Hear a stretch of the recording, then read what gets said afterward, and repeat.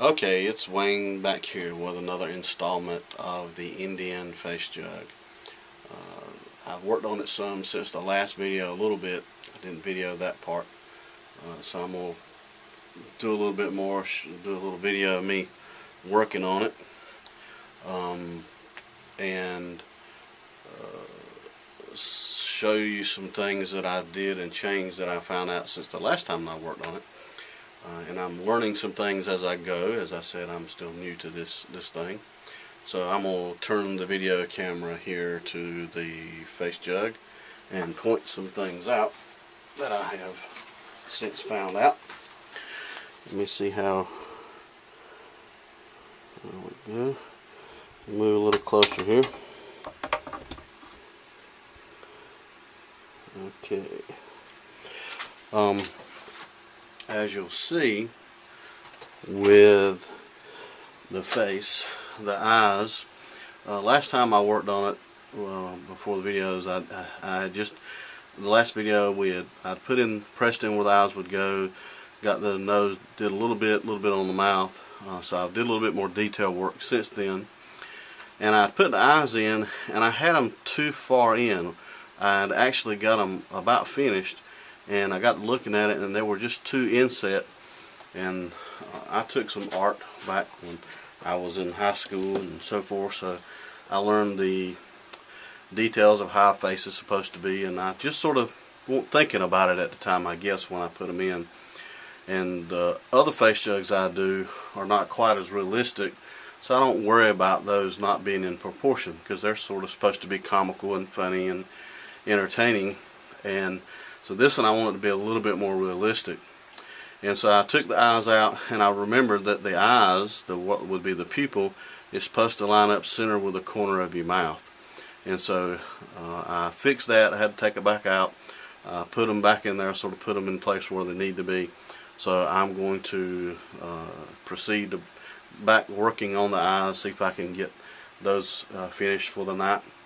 And so just sort of, I'll talk a little bit. I've got the kiln going out, doing abyss firing as the other video I have done. I'll get this in play here. And so I've got to check on it in a little while. As I said in my other video, it's a gas kiln,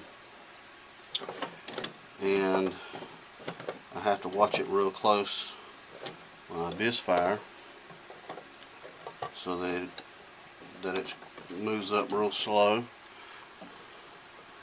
Don't fire it too fast. One thing that I'm going to do is, if you've watched any of the sculpting videos where I can't, like Clay Guy, who does the videos, the bronze videos with the clay that's not a water-based clay, oil-based clay, he don't worry about a lot of, as far as any empty spots behind things, but with this you have to. So I've got some empty places behind the eye. So what I'm going to do is I'm going to punch holes behind it into the jug, so that when I fill in at the front, and if I have any openings in the back, any hollow spots, that when I go to fire it, it'll allow the gases to go inside the jug, and so the jug won't explode. Let's see, I need to get my picture here. And this is I didn't show you before, but this is the picture that I'm using as a basis for this jug, so it gives you a little idea. Crow Indian, got the crow on his head. Don't believe that's sort of a original. It's just sort of when I say original, what the crows traditionally did in some of their dress. But so with that, let's get to work on it some.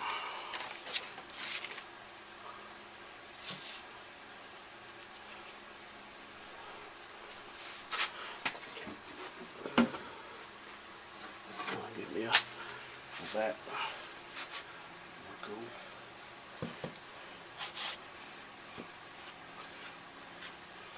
Work on the lower eyelid first.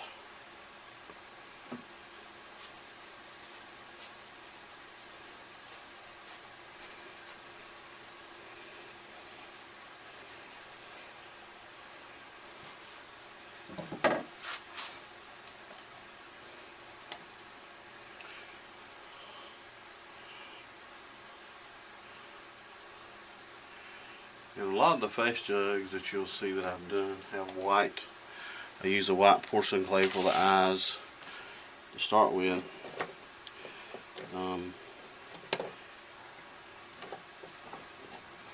But with this one, I'm not doing that because it's a little easier to work with. And plus what I'm going to do with this guy, I don't think I'm going to put the colors. I'm going to do some of it, but it's not going to have it to the extent that most of them will.